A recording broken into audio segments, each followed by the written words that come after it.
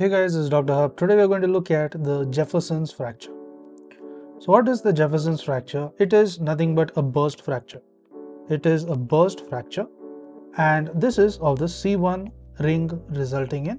So it is affecting the C1 ring and it results from an axial load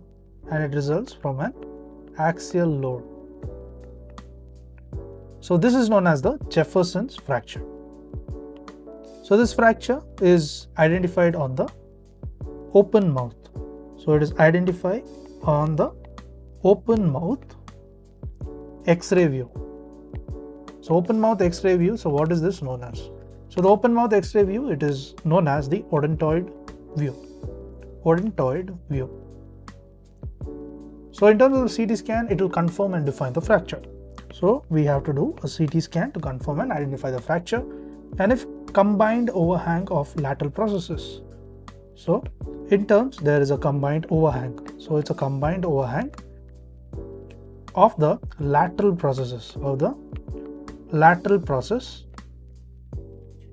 So this is of the C1 on C2. This is of the C1 on the C2 greater than 7 mm in the open mouth view. In terms of the open mouth view. So in terms of this, the transverse ligament is likely to be ruptured. So in this case, the transverse ligament, it is going to be ruptured. And what is this known as? This is known as the rule of Spence. So let's repeat this. If combined overhang of lateral processes on the C1 and the C2 is greater than the 7 mm.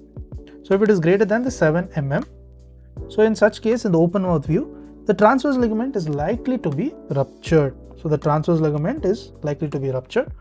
This is known as the rule of Spence.